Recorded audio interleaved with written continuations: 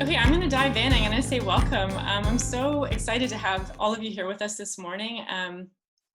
We are here over on Vancouver Island, Victoria, the capital of British Columbia, and it's really awesome to see so many people who have joined us from outside of our region and outside of our country. So welcome to our little corner of the continent. Before we dive in, I'd like to start by expressing an acknowledgement to our traditional lands here. So we acknowledge with a gesture of respect, peace, and friendship that Creative Mornings Victoria takes place on the unceded ancestral homelands of the Lekwungen people, also known as the Songhees and Esquimalt nations. The surrounding land and waters of this territory are inextricably tied to Indigenous culture and storytelling. We are uninvited guests in this special place. With an open heart, we commit to respectfully listening, learning, and collaborating as active participants in truth and reconciliation, decolonizing our practices, and doing the often uncomfortable and difficult work to repair and develop a respectful relationship to this place and its original inhabitants.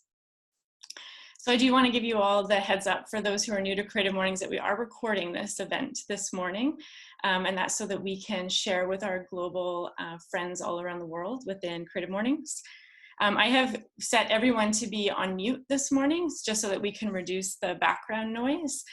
And when we get to the Q&A portion of our event, we will be able to unmute you. And I think actually a lot of you might be able to unmute yourselves when you're ready to ask a question. So I definitely encourage you to use our chat, go into the chat room, express your yourselves, your thanks, your gratitude, ask questions, make comments. If you are more comfortable using jazz hands, please use your jazz hands to express yourself. Also, I would encourage you to go back and forth between our speaker view and our gallery view options. So for those who are new to Zoom, if you go up to the right-hand corner of your app, you should be able to click on speaker view or gallery view. And if you need to get up and move around, please take us with you if you can. If you're going to the bathroom, turn your video off. But we would love for you to bring us along with you through the next hour and a half as we move through our event. So I'm going to pass the mic over to one of our wonderful volunteers, Mateusz, and he's going to read our Creative Mornings Manifesto. Good morning, guys. Can you hear me okay? Yay, awesome. Cool, okay, I'm gonna start with the manifesto for Creative Mornings. Everyone is creative. A creative life requires bravery and action, honesty and hard work. We are here to support you, celebrate with you, and encourage you to make the things you love. We believe in the power of community. We believe in giving a damn. We believe in face-to-face connections, in learning from others, in hugs and high fives. We bring together people who are driven by passion and purpose, confident that they will inspire one another and inspire change in neighborhoods and cities around the world. Everyone is welcome. Few words about the theme for our theme for the month. The theme is identity. The Jakarta chapter chose this month's exploration of identity, and Nadia Noor is the illustrator who created the piece for this month. And with our new global partner Basecamp, we are presenting it globally. We have posted, or we are about to post, Nadia's illustration in the chat box if you'd like to have a look at it. When you click on the link, it will open up in a separate box for you. I will end with a quote on identity. The most unique care and love you can give to your creative identity is to craft it with your own hands. I'm now going to pass you to our volunteer, Kathleen, who's going to share a thanks to our Creative Mornings partners. Hello, everyone. Thank you very much, Mateusz and Andrea as well. We're really fortunate to have a number of wonderful global partners and local partners, and I'd just like to acknowledge them with thanks and gratitude. We really could not do this work and offer these sessions without them. Our global partners are MailChimp, WordPress, and Basecamp, and our local partners are the Capital Regional District, City of Victoria, HCMA Architecture and Design, Theatre Scam, and the Flux Gallery. So thank you all of our partners, and I'm going to pass you now back to our host, Andrea, who will introduce our speaker. Thanks so much, Kathleen. What we're going to do, I'm going to introduce our speaker, Parker, and then at the end of his talk this morning, there's going to be an opportunity for you to ask questions. So if a question comes up in the middle of his talk, please feel free to pop it into our chat box, and we'll be monitoring that as we go. You have two options. You can either say in the chat box that I'd like to ask a question myself, and we'll try to track when we can provide you with an opportunity to do that at the end. Or you can just type your question directly into the chat box and we'll ask it on your behalf to Parker. I'm so thrilled to be able to introduce Parker to you this morning. Parker Johnson is an African-American university graduate majoring in psychology with a minor in education. And a year ago, he started a program called This is Table Talk, where he hosts thematic communal conversations that are important for Black, Brown, and Indigenous people, and is really thrilled that has been growing a lot in the last year. Parker was also for 6 years a support worker for at-risk youth for kids in inner city, and provided community integration in that role. So today he's going to be discussing how our identities are shaped through storytelling and the importance of supporting and creating safe space for demographics of color. So welcome, Parker. Oh, we're just going to unmute you there. Good? Can you hear me? You're good. Oh, hello everybody. This is, I'm really grateful for this opportunity to share the morning with you. I think the Creative Mornings platform is really cool as well. And seeing the work that you do internationally, it's really inspiring. So thank you for the invitation. And again, thank you for having me. I also want to shout out everyone for, in this moment, I think we're using technology in a way that doesn't continue to oppress Black, Brown, and Indigenous bodies.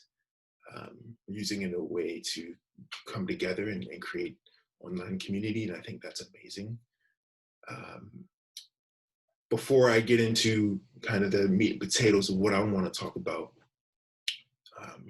I don't like just doing a Q&A where people just ask me questions, because I'm by no means an expert of life or even the craft of what I do. I'm just a person with experiences, and I'm here to share and talk a little bit about what I do. So I have questions for you, and I hope that you can write them down, type them out, and answer. And at the end, maybe we can engage in some of those questions, because I think that's relationship building and it's reciprocal. So I want to know, how are you coping? I want to know, how has this pandemic affected your view of the world? I want to know what you've discovered about yourself during this time. And I want to know specifically, what have you discovered about yourself during this time as a person of color or as a non-POC? So how are you coping? How has this pandemic affected your view of the world? What have you discovered about yourself as a person of color or a non-person of color? I also want to take a moment to acknowledge you, all of you joining me today. And I want you to recognize who you are and where you are situated in this moment in time, because it's really precarious. I also want to acknowledge you are surviving a global pandemic. You're witnessing the largest civil rights movement in history. Many of you are looking after your children, your family members. You're trying to process everything that has happened to you before all of this madness even began. The world stopped, and capitalism literally had to hit the pause button. We are taking in so much, and it's overwhelming. So I acknowledge you and your resilience and your ability to even make the time to log on to a conversation like this. As you walk away from today, I want to encourage you to write down words that describe you. I want you to include flaws, but I want you to highlight strengths and any hopes. Think about how far you've come. I want you to think about who you are and what you're made of. What have you experienced? Your identity is shaped with every moment. And coming into this talk, I wrote a whole bunch of things down. And as a facilitator, it's strange. I'm not the most open person, and I think I'm still trying to shed that toxic masculine inability to be vulnerable. But it's a growing process. And so I'm going to share what I've written and some of my experiences and what I do, because I often struggle with telling people what I do. People are like, what is the table? And it took me a while to really understand what it was. I don't know what possessed me to start a communal platform like this, but it seemed guided by something. And I'm not a religious person, but sometimes it feels like I'm on autopilot. And I think really what I'm doing is supporting people by creating space for them to tell their story. I facilitate the space so voices are heard. I connect people. My hope is that they leave sessions feeling empowered and heard, but more importantly, I want them to create new relationships. So as Andrea mentioned, I'm African-American, I identify as African-American, but I am also Canadian, and that is because I'm adopted. So we're talking about identity. Well, mine began to shape the moment I was born. I don't have a scientific background or knowledge as to how birth trauma affects us, but I know enough to confirm that that adoption affected me. I'm now living in beautiful British Columbia. I grew up specifically in Wasanich territories. I'm now in between Songhees and the Esquimalt territory. But I know those little moments of traveling from Savannah, Georgia to Victoria, BC helped influence where I am now. Now, the host of this is Table Talk. I studied psychology specifically to better understand why folks in my community behave in aggressive or sporadic ways. I wanted to understand on a deeper level how trauma affects us. I wanted to learn how to identify my high moments because they were so fleeting, so I could hopefully repeat them. Psychology has taught me that these are called peak moments. That being said, I've had the privilege of experiencing many, but as I grew older, I'm now 27, 28 in August. During this quarantine, I started to trace and recognize a pattern of unhappiness in my life. Although I am a social being and I'm somewhat outspoken, I have my moments, I'm experiencing a certain level of pain. As a Black man, my anxiety is always dialed in at 1, always. This pain and anxiety is on a soul level. I know it is. I'm constantly engaging with the pain of those who came before me. I'm not sure how else to explain it. It's ancestral. And on top of that, I'm running a platform where I'm engaging with people's pain and thoughts and processing daily. My emails and my DMs are full of it. And I love it because this is how we create community. This is how we support each other. Our identity is made up of stories. So much of these stories are tied to our parents or caregivers during early stages of development. As I mentioned, I'm adopted. My biological mother was young when she had me. When I was 19, I was able to access those files, but then I had to read about her. Her height, her age, her health, didn't know her name. They were all blanked out on all of the pages, except one. Now, I only had access to these files at 19 because this was a closed adoption.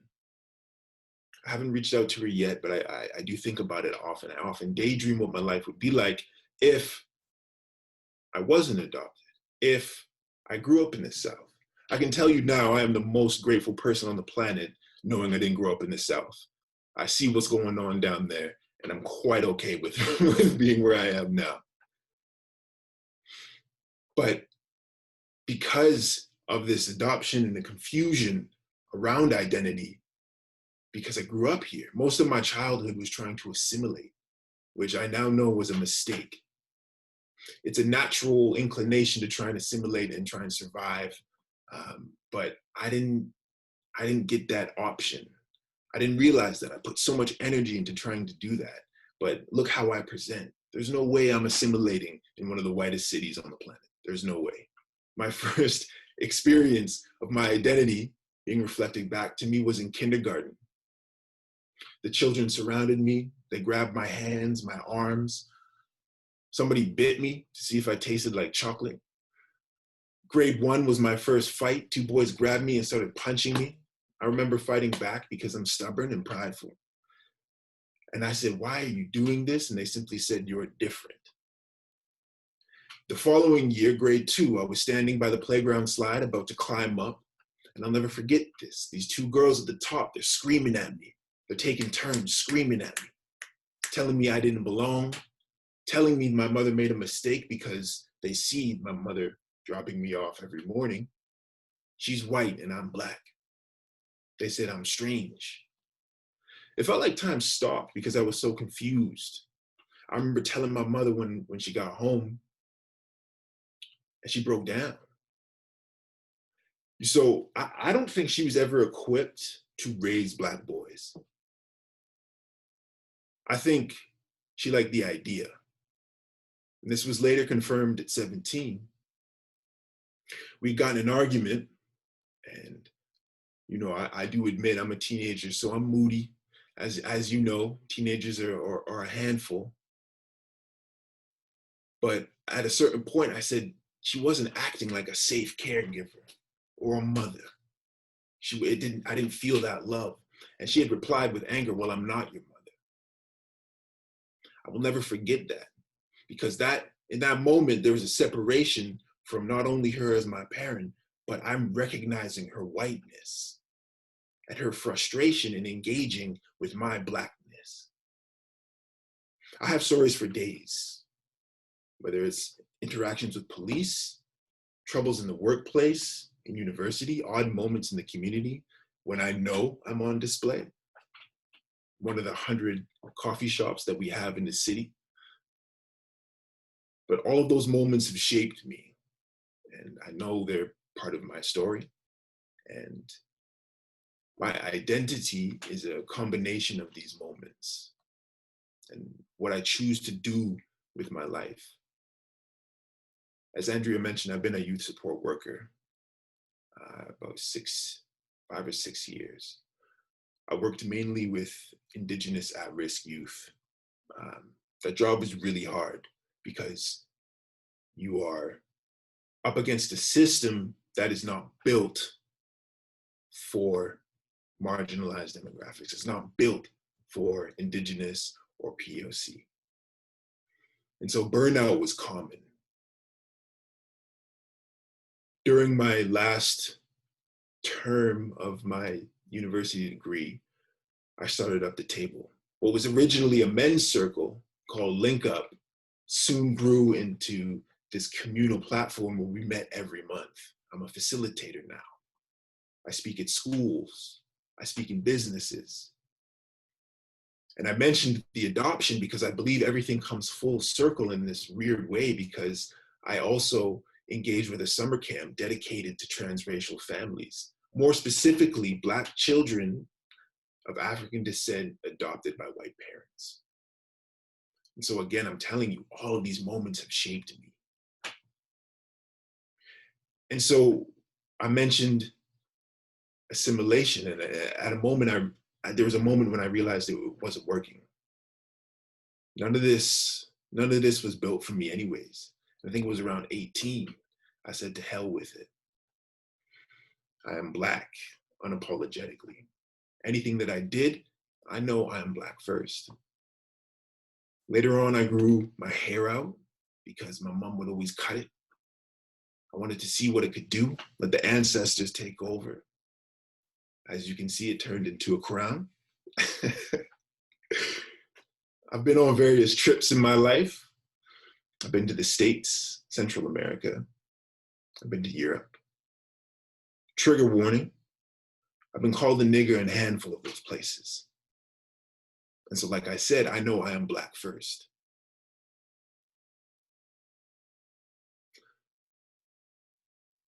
there's something extremely insidious about existing within white supremacist culture. There's a silent understanding from white people of a violent and oppressive history. The reactions I notice most are either violence, whether in microaggressions or just straight up racism, or indifference. Depending on the level of privilege, there's this ability to just opt out. In both cases, I feel as though there's an attempt for my story like being written by someone else. You know, the agency of how I choose to exist is determined by the level of fear or reactivity by whiteness. Are you with me? There's something about being of the African diaspora. There's this implicit memory of red soil.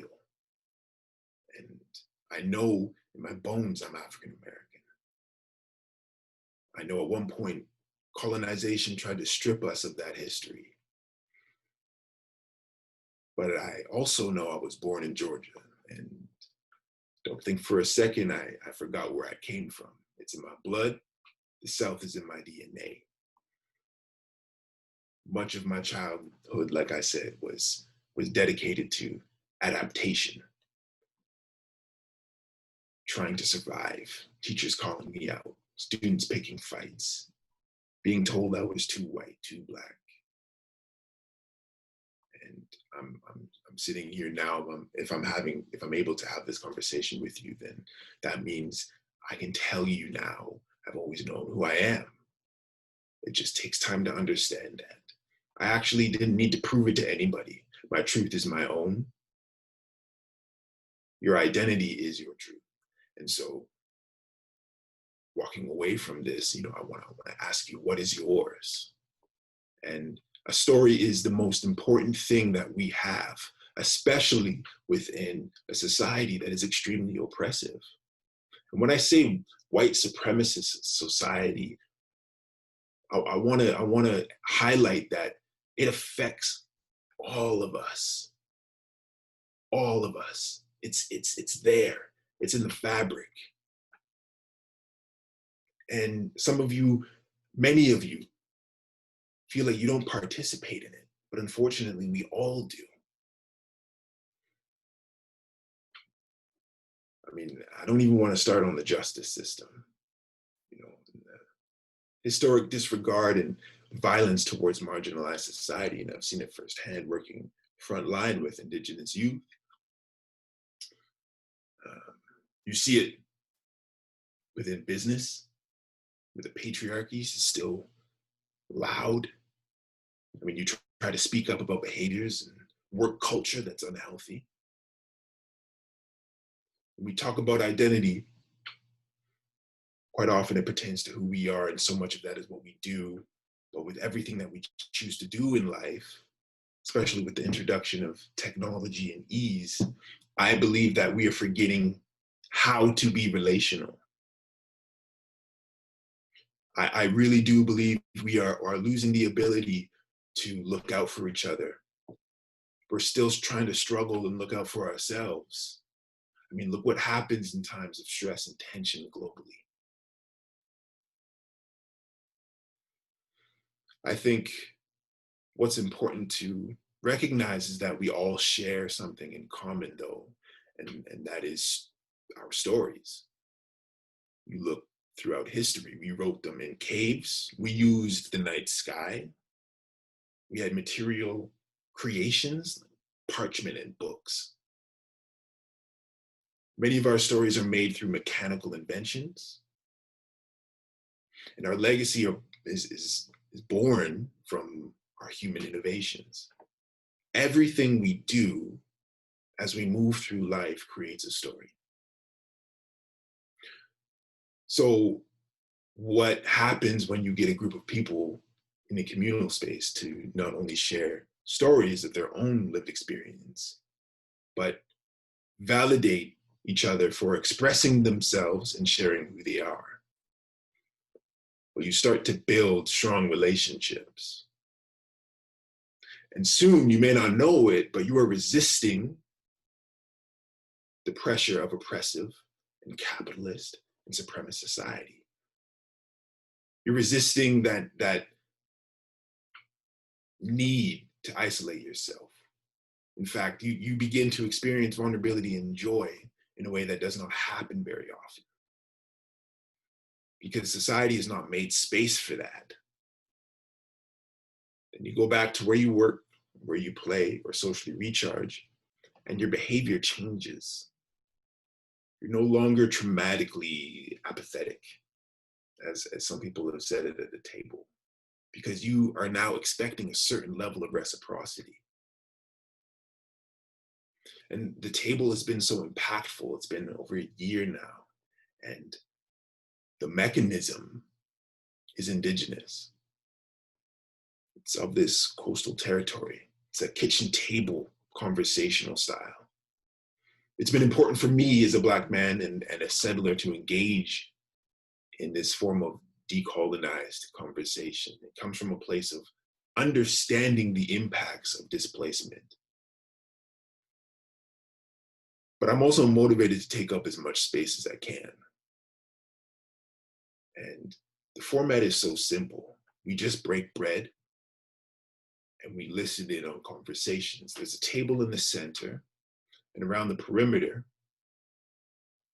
are a bunch of chairs. It's one big circle. And everybody takes turns speaking at the table. And when you're done, you move back to the witnessing circle, and somebody then takes your space. So you have this constant engagement from everyone. The hope is to hear all sorts of different perspectives, because we don't often get that opportunity. We work a 9 to 5. Some of us work 2, 3 jobs. Some of us are still in school. Then you got kids. You got time for that. But when you make time for it, it really does affect you. Some of the feedback that I've got back from each session, it's been really, really affirming for me. Every conversation or every event is thematic. So we've discussed obstacles in the arts, racism in the workplace or school. Usually our conversations are uncomfortable, especially for those who don't share the lived experiences of the theme that we're focusing on, but that's the point.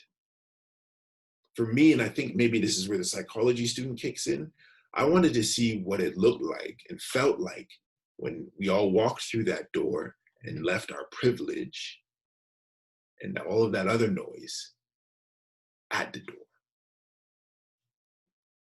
And now, with this constant stream and imagery of modern day lynchings and reminding Black and brown bodies of their worth in the eyes of the oppressor, it becomes difficult. One of the things that I've been grappling with, and a lot of the messages that I've been receiving in conversations that I've had have been around the narrative and how it feels. How can you write your narrative when there's a loud voice telling you that you have no worth? And I know with confidence that this is Table Talk, where the table creates a space where we can collaboratively help rebuild or form and express those narratives just the way that we want to be heard. And you know, I think it's interesting that at birth, we also have something in common. As far as I know, depending on your background, nobody asks to be here. We just wake up and life starts. There's no agency in birth. There's no agency in that transition to death. But I know that your story is yours, and you cannot let anyone write that for you. Every single time I've walked away from a session at the table, I feel emotional. And I'm kind of deadpan because I'm processing everything that I've witnessed. And I've witnessed people having their own emotional expression during a conversation. And It's unbelievably moving. I took that mechanism that I talked about earlier and I kind of flipped it on its head. One of the things that I wanted to focus on was focusing or honing in on POC voices and Indigenous voices. And so non-POC and Indigenous folks would just sit in the perimeter and listen. And that was one of the best things that I could have done. Because what you saw was a visual representation of support from non-POC community, whether it's food or just listening. The first few sessions went way too long, because I realized that everybody has a story and wants to express themselves, because we haven't had that opportunity, as I've said before. And so some of these sessions would go for 3 hours. And I'm like, oh my goodness, this is too much. We're absorbing too much. We had to break it up. And so, we do the first hour about the conversation, take a break, eat some more, and then have a debrief. Soon we started introducing music. For the first session was only like 25 people. The next one was 35. The next one was 40. The next one was 50. At one point it was 75. It just kept going up. The community started to grow. What I love about this project, as I said, is that visual representation of communal support, every participant gets to engage in that, because everybody who comes through that door is like-minded. We want to support each other. We're human beings. We have a natural inclination and obligation to support each other. So what happens when we get all of that energy in the room? It's one of the most healing things that you can do. Most recently, the table just got awarded a grant to explore the power of storytelling. I framed it that way. And that was extremely validating for me, because the implications of that research can hopefully shift the culture of workplaces and schools and community. So many people don't want to engage in medical services. So many people don't want to engage in counseling services. It's hard because there's not a lot of reflected lived experience or understanding. But there is a lot of that when you gather communally. And I love that this month's theme is about identity. As you probably gathered from what I was speaking about earlier, it's really awkward trying to shape that identity. And there are so many different things in life that will try and tear you down or ascribe an identity to you. And I couldn't come on here and not discuss the recent experiences, because as I said, the world stopped. And all of a sudden, I'm glued to this. And I'm seeing global grief. We all are. What does that do to you? All of a sudden you're thinking about, I feel helpless. I can only do so much. I can only do so much. I know with my parents, it was extremely overwhelming. My adoptive parents, it was extremely overwhelming. Because again, they're not knowing how to support Black boys. I have a younger brother.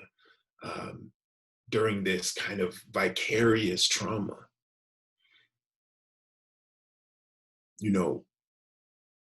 Existing here and now in this moment of time is really interesting, because I'm noticing emotionally that when I'm not mad, I'm sad.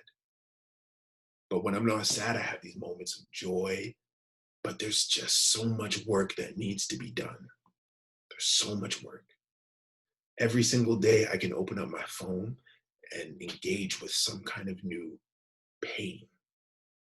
And I have more time to engage with it because COVID-19. And I think that's why we see now one of the largest civil rights movements in history. Because not only did we all get cooped up, lose control of our health and ability to move freely, but then we were glued to our screens. We're watching all of this madness happen.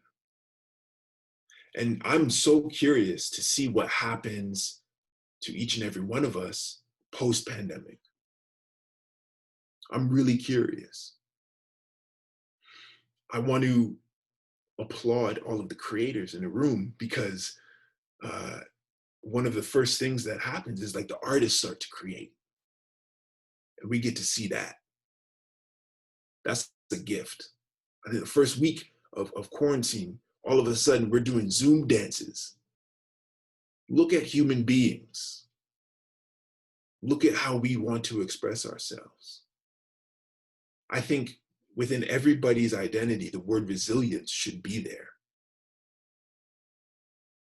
I think anytime that you have the opportunity to share your story, whether it be artistic expression or just in a conversation, you need to do that. You need to do that. You need to let people know who you are.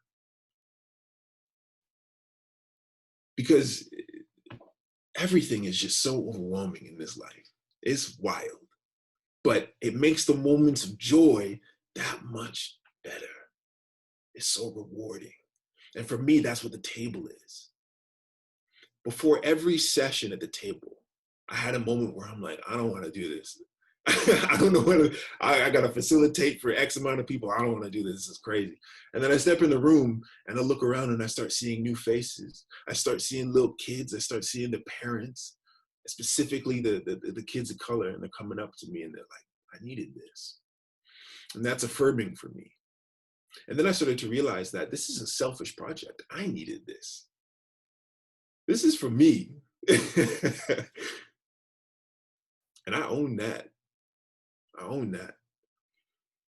So now I've been able to move through all of these different spaces, and I continue to do so. I've been on the mainland, and I've kind of been in different levels of offices and you know, politics and all of this stuff. And throughout all of that, I've been able to express who I am.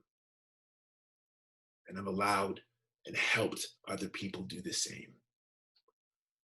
So I think, I'm not sure if I have much more to say in the moment, but I just want to take a second to think back to the questions that I asked at the beginning of all of this. How are you coping? How has this pandemic affected your view of the world? What have you discovered about yourself as a person of color or non-POC? For me, I'm gonna start.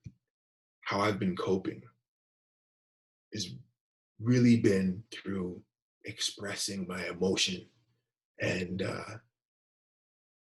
letting that all move through my body.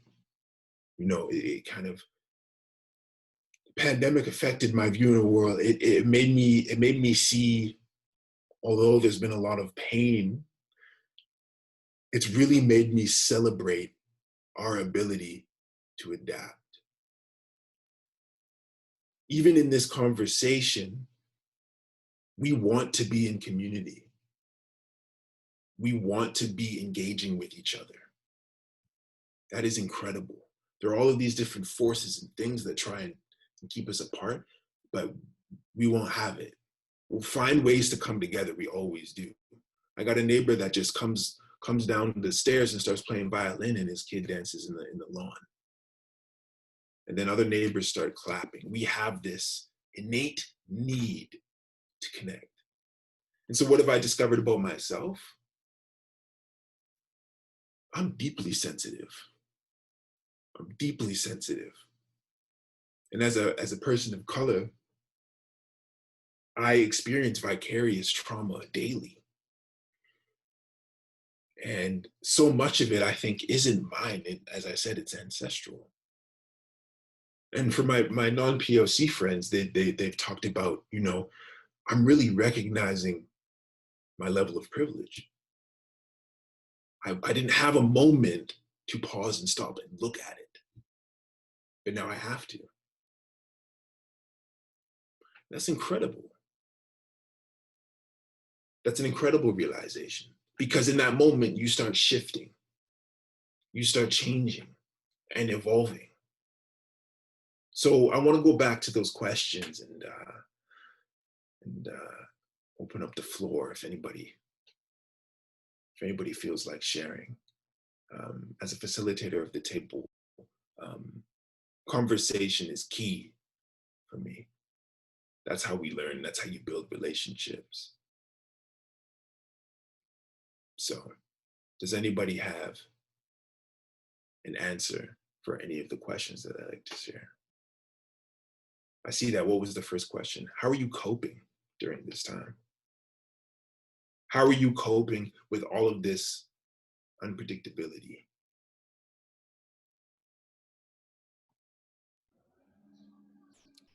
Hi, Parker. I'm Sarah. Sarah, Nice to meet you. I am just part of this movement, and I'm the creator of YYJ Moms in Victoria, and it is about community. I am just so here for this, and all of those things that you're saying about feeling overwhelmed was one of the reasons why I started it.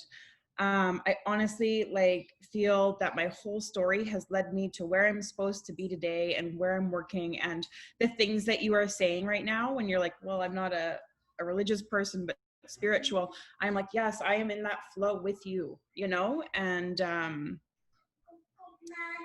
yeah, when we're talking about being overwhelming, when you're looking retrospectively, like the things that are happening in the States, in our own country, again, it's about turning inwards and building that community. And if every little pocket of community does that, then that's how we can be the impetus for real change. So I'm feeling like this was supposed to happen, and it's been a lot of paradoxical feelings. It's been grief, anger, confusion, but gratitude and joy, hope, you know? And I look at the world that we are showing our children, and I've got 2 young sons, and I am just so excited for the world that they are going to cultivate because of the changes that we are making now. And I don't think that we'll necessarily see the ideal end in our lifetime, but we need to be that good ancestor, you know, as Layla Saab says, you know, being a good ancestor, setting things up for the future. You know, this has been so many hundreds and hundreds of years of cultivation of this. Like, we are not, like, we are an end result. Yeah. What is happening. They're saying with the Indigenous people of Canada that it is going to take 7 generations for the trauma of residential schools to not resolve, but to move forward from it. You know, we know that trauma is genetically inherited, and yeah, sorry, my kids are yelling and I should probably not hog all the talking. Nah. Sure. I appreciate you. And while you were speaking, I was thinking about, you know, the moving forward piece. Like, how are we going to move forward? And we want to make change and make things better for the kids. And I think it really has to do, again, with the fact that we were all stuck inside. And we had no other choice but to look at ourselves and look at the world. For me, that was really difficult. That was a really hard thing to do. I almost envy the people that always work remotely, because it's like, they're like, I've been waiting for this. I've been waiting for this. Ain't nothing changed for me. I'm like, well, it must be nice. It must be nice. I see somebody say food. Food is such a great way to connect. I cope through community, sitting in circles with other POC, debriefing and laughing and sharing food and stories. I see our small group of WOC, women of color, have been delivering food to each other during the pandemic. We've been using Zoom to recreate our circles. We've also explored ways to explore art together. It's what we do as human beings. One of the first things that happened after Ahmaud and George Floyd is that a bunch of us got together in the park. And there was a lot of tears. But there was a lot of joy as well. And it goes back to just our human ability to seek out and create joy. You can cry and you can laugh. You can do both. I also want to encourage people, if they have any questions as well, about the table or about me, please ask away. I woke up this morning and I'm like, okay, I'm going to be an open book. I'm usually not like this, but this is how we roll.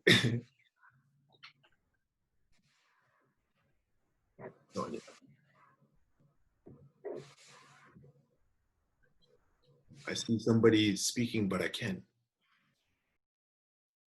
Hello, can you hear me? There it is. Hello, can you hear me? I can hear you. Okay, all right, I'm having headphone problems. So hello everyone, thanks for sharing, and it's been really great to listen and just kind of see the platform that's opened up here today. Yeah, in terms of the question, you know, how are you coping during this time? You know, for me, it's interesting because I was in Guatemala when this whole thing happened, and I was in Ontario when things were starting to kind of, everyone was getting ready to kind of close the shop and, you know, I guess put everyone in quarantine for their own safety because I was working with a lot of elders. And, you know, so I didn't even at that time realize the shift that we were headed in. And so when I was in Guatemala and, you know, learning that the borders were going to be closed, I wasn't going to be able to come back towards, you know, the Coast Salish territories named Vancouver. I was, you know, I was in this place where I was like, I need to get back. I need to be with family.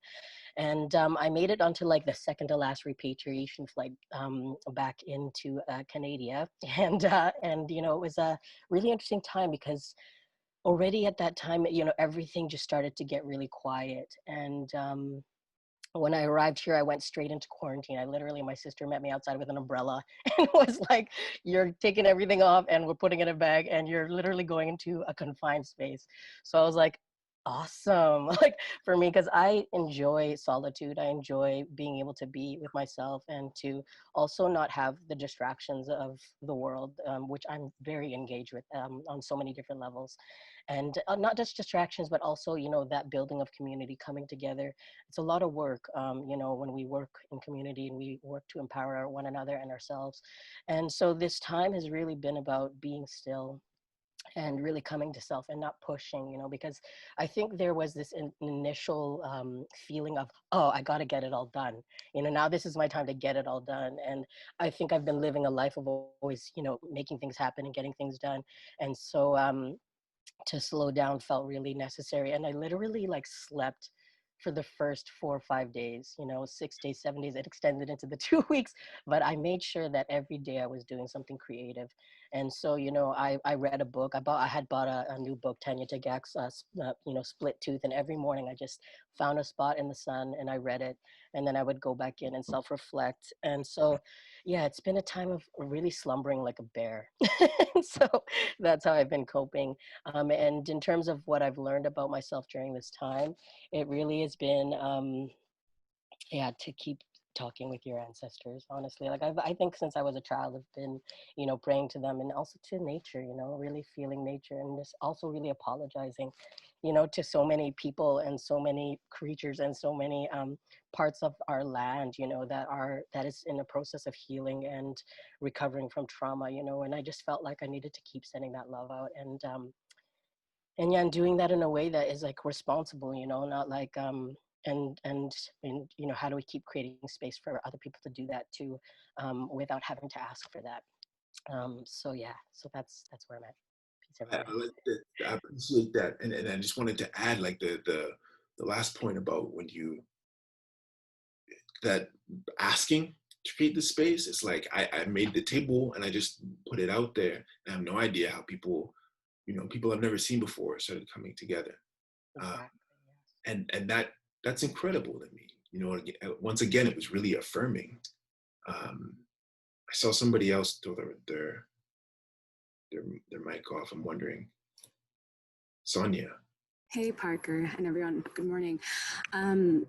First of all, thank you for this format here. It's really nice. I'm in Victoria and coping has been quite a time. And I think with everything going on and essentially the social issues just kind of coming to the forefront, I was finding the struggle with being in Victoria and being surrounded by primarily white groups of friends and white people that they didn't understand where I was coming from in my experience and I grew up on the mainland with a primarily brown community. And when I moved to Victoria in general, it was a very scary time for me just because I was like, whoa, I haven't been the the outsider, and now here I am.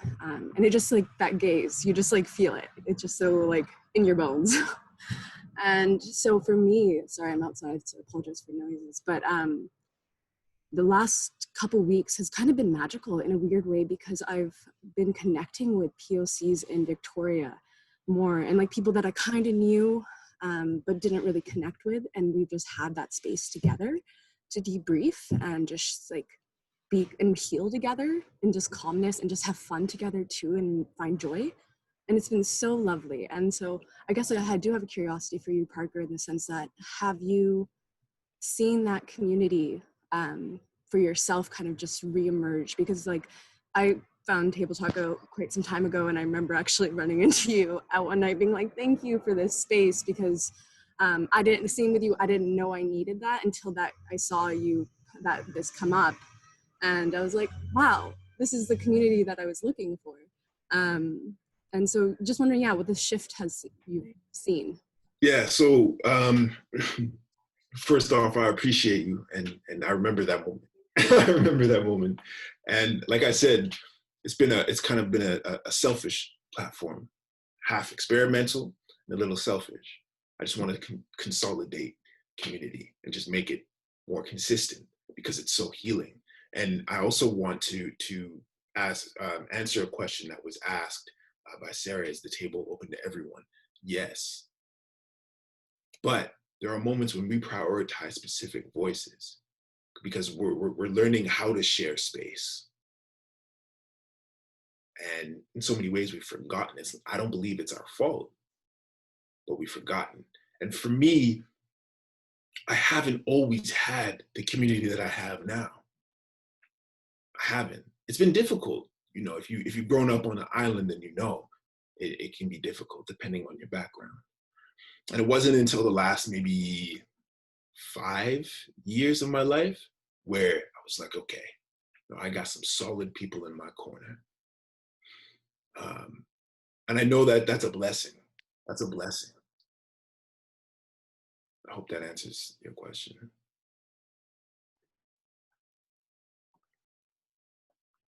Were there any other? Anita. Hey, Parker. Hey. I just want to say thank you so much for what you're doing. I think you're probably working quadruple time right now, as I am. Anyone who does this work in normal times is doing quadruple time, which I think is a blessing and a curse, right? So I just want to acknowledge how much work you're doing and the care with which you brought us into this space, because that's energy too, right? I hear your autopilot thing, but I recognize how much care you've taken to invite everyone into the space. I just wanted to share, I don't want to take up too much space either, because I just want to hear more from you, but the thing that I wanted to share, the ambivalence I feel about the body of George Floyd.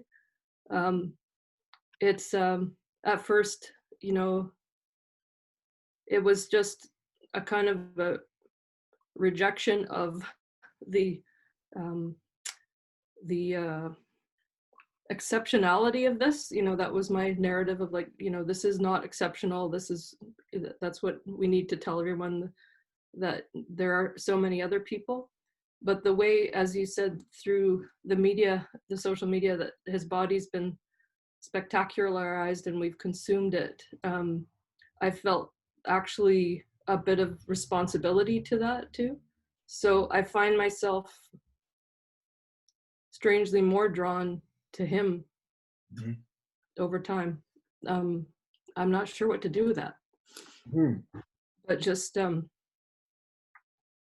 ambivalence about him as a male, as the Superman figure, as the pivot point at this time, a kind of a threshold figure. So that's kind of what I'm sitting with now. Even as I recognize we need to also share the stories of, you know, Breonna Taylor and you know, multiple Indigenous people in this country who've been victimized and killed in this pandemic. But yeah, that's kind of the ambivalence. I'm still, like, those questions are beautiful, and I think they'll take time for us all. I hope we all can sit with them. The questions I wanted to ask you, because I'm just learning so much from your way of being, and I appreciate that you're naming Victoria one of the whitest cities in the world. It's a struggle. Just looking at your bookshelf there, if that's yours, I'm wondering who you're reading. I teach in a university. Who you're reading and who you can recommend. I ambivalently engaged with Robin DiAngelo and White Fragility in an organization that brought her to UVic last year, and we did a kind of an interesting little table talk version, because I think your methodology had been started, or Indigenous methodology had been kind of shared. So we did a version of the Outer Circle Witness. But then that sort of urge to, like, well, let's not leave it at Robin DiAngelo. We've got James Baldwin naming this, Audre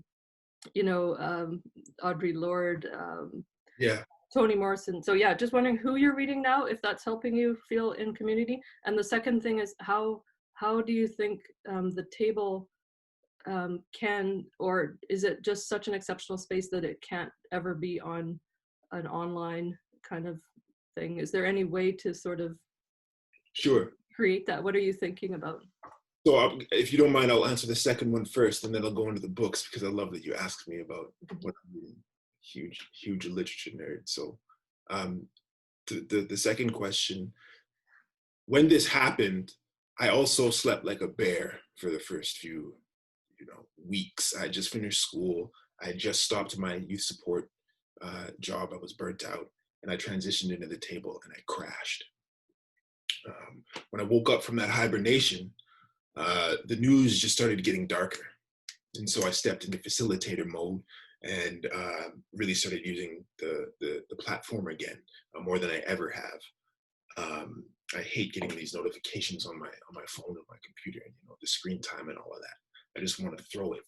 But one of the first things that we did was we started holding small online Zoom format conversations. And then eventually, I started doing facilitation for other organizations. So the most recent one was critiquing the medical system. So we did a 3-part series with different speakers, alongside VIRCS, Victoria Immigrant Refugee Society, and also Victoria Hospice. And we wanted to critique how the medical system is working, but the oppressive nature of it. And hopefully take those conversations and help make some change. Because one of the people I collaborated with works with Victoria Hospice. We also had a speaker who works at Victoria Hospice. But yeah, the first thing that we did was we hopped online, and we needed to connect.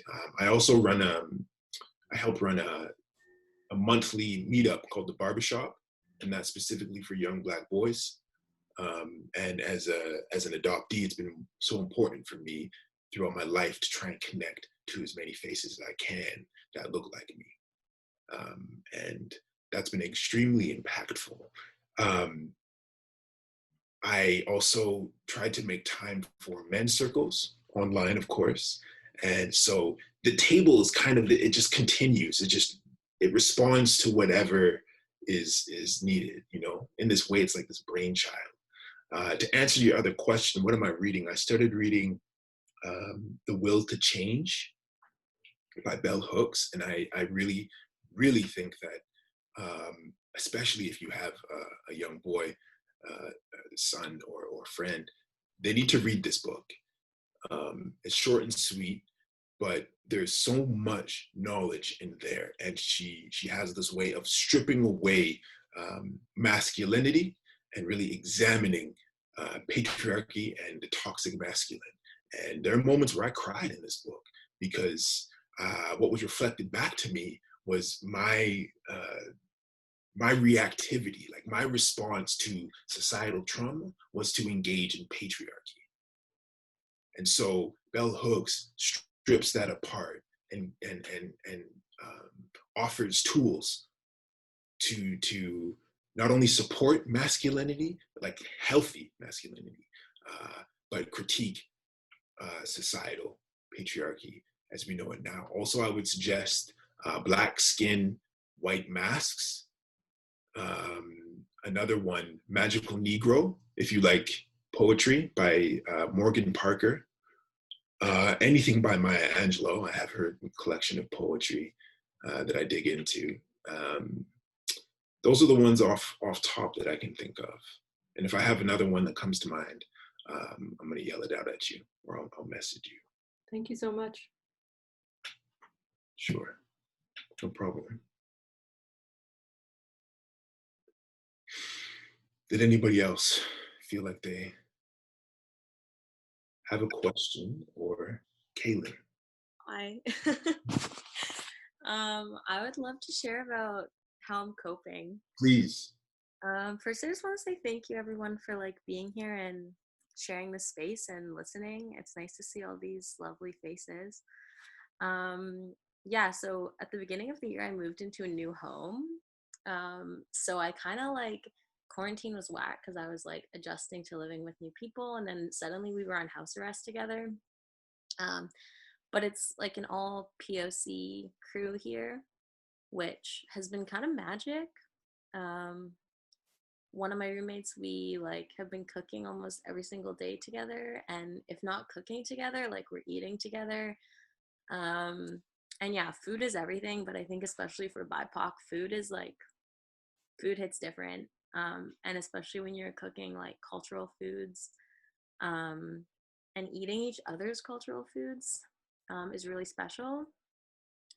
Yeah, and I also just wanted to share something that someone really wonderful recently shared with me, which I think, Parker, you've kind of been talking about, and other folks too have been talking about, is so what they said to me was that the memories of our ancestors are imprinted on our bones. And I think we carry that with us like every day, everywhere we go, like that doesn't go away. And I think especially like being with other BIPOC, I think if anything during COVID, I've just had time to like process and time to heal. So I think, yeah, that time, like with myself, but also with other BIPOC folks, is really important. And yeah, it's amazing what's coming up right now. A lot is coming up right now. Yeah. Thank you for listening. Thank you for sharing. One of the things that's been coming up for me is my resistance to everything that was. I'm like, okay, there's not a normal. We're not going back to a normal. There's something completely different. I think unanimously, there a lot of people in my community are like, there is no way things can go back to the way they were. And there is an opportunity to create significant change. And there's an opportunity to use our voice like we never have been before, to really ask for accountability, and hold people accountable. And I love that. I also love that you touched on food and being able to experience other people's cultural dishes. One of the things that we do at the table, at least in physical form, is we try to support local businesses. Dora, I appreciate you. We try to support local businesses, different backgrounds, so we can experience that culture as a community as well. It's a necessity. Yeah. Does anybody else have any questions? I wanted to share how they're coping. I see that, yeah, sleep has been important. I see also there have been coping by walking, lots of walking, gardening, writing letters to people all over the world, bringing surprises into their mailboxes. I come from a place of privilege, white and retired, and I'm here named as Andrea Walker, but my real name is Sharon. Sharon, appreciate you. Breathing has been major. I absolutely agree. It's like we have all of this time now to engage in the things that we normally either took for granted or didn't have the opportunity to do. Another thing that I like to do is actually have book club and share literature with my friends. It's been amazing to just go pick a park and just read, just giving yourself that permission to do so. Yeah.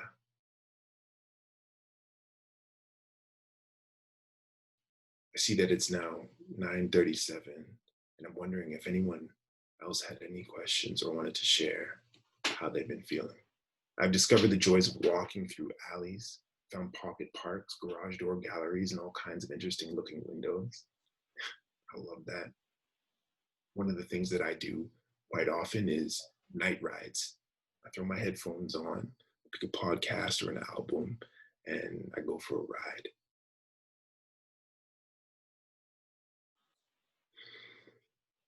Hi, Parker. I'm Mia. Yeah, nice to meet you.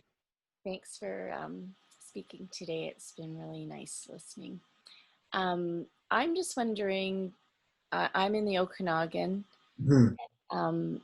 and I'm wondering how to connect more with your table project.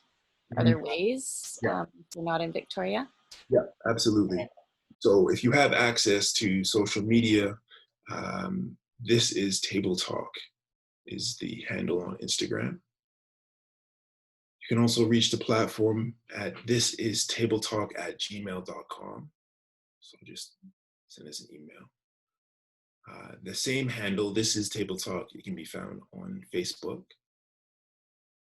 And I'm currently, because I have the time now, restructuring the website. So that will be up soon at thisistabletalk.com. Great. Thanks for sharing that.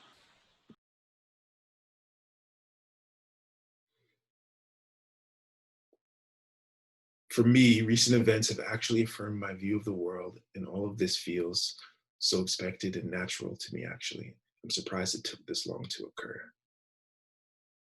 Thank you, Mark. Does anyone else have Hey, Parker. Hey. How are you? I'm well. Assalamu alaikum, everybody. My name's Humaira. Calling in here from Penticton, BC, unceded Syilx territories. And hey, Mia. There's so much that you've shared that feels so affirming, and I'm so grateful for the CM Victoria crew for pulling this together. It just feels like kin are popping up everywhere, and these quiet conversations. Mark, what you said, we've always known that things have been like this, and now these conversations have been so bewildering and affirming and energizing and, spectrum of emotions. So coping for me specifically, a lot of being human, hands in the soil, gardening, cuddles with cats, dancing, good music, and going back to these messages, like listening to Stevie Wonder, listening to Tupac, just like the different ways that this message has always been around, has been really affirming. Yes, bell hooks. Yes, Alice Walker, and reading a lot of fiction and listening to stories, new stories that are emerging, old stories that are that have caught the collective consciousness again. Yeah. And moving from the mainland Metro Vancouver, as it's known, to Penticton, had a very similar experience to what Sonia was sharing around. It's pretty white here as well. And one of my friends had said, like, oh yeah, the cotton tops. Like, there are a lot of older white presenting folks, and communities are shaped a certain way just based on what the majority knows as a default. So curious to find different ways of connecting smaller communities across the West Coast. So I'd love to see if there's some sort of Penticton table and Victoria table and Port Moody table or whatever it is, but surfacing different stories and reallocating the dignity and the respect for the wisdom that everyone holds, because going from more major city to a smaller community. There's an inherent superiority hierarchy that I've noticed in myself, and like unpacking that again and again has been really, really fun. So thank you so much for sharing of yourself and everything that you do. It's really apparent to me that it comes from a deep connection with who you are, and we're all so much richer for it. So thanks. I appreciate you. Thank you. Well, in terms of other community conversations, like I just encourage people to take up space. What I did when I first started this platform was I walked into one of the bougiest co-working spaces I could find, and I asked, hey, I'd like to hold a conversation this day about this. And they just said, sure, here are the keys. And so for me, that told me that people are wanting to share space. Sometimes it's just that little nudge. People want to support. All you got to do is make yourself present and just express yourself. And you'll be surprised what happens. You know, Gail, one thing that has been a gift is that I have been having more conversations with my teenage daughter about the difference of our upbringings. I grew up in Montreal, and she is a true New Yorker. She has always attended diverse public schools, and I'm learning a lot from her experiences. What a gift. Thank you, Gail.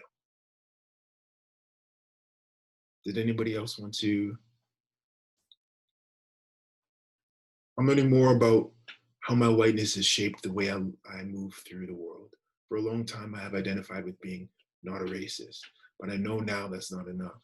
I need to use my privilege to raise up BIPOC and challenge the structures I operate within. I mean, I don't need to elaborate any further. You hit the nail on the head, Emily.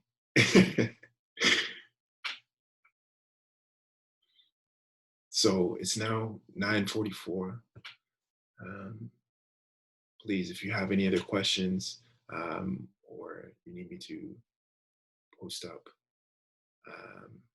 any contact, yeah, let me know. Thank you so much, Parker. And thank you so much to everybody who was here and who brought their hearts with them today and shared their thoughts and their stories. This was really, I was really open to this morning being something really organic and letting go of what I thought hosting should be for an event like this. So I'm just so, I feel really happy and really hopeful right now by how this morning this group of people have interacted with each other. It's just kind of started my day in such a great way, and I really appreciate all of you.